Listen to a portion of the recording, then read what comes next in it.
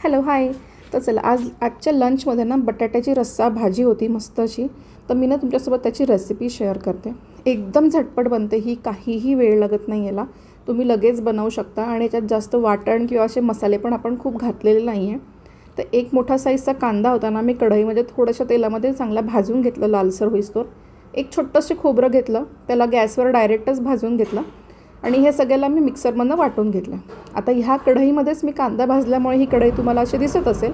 तर याच कढईमध्ये मी तेल घेतलं आहे, थोडीशी मोहरी घातली आहे, तुम्ही तेजपत्ता पण घालू शकता. आपण वाटलेला जो मसाला तर तो घालायचा आहे, 3-4 मिनटं छान परतवून घ्यायचं आहे.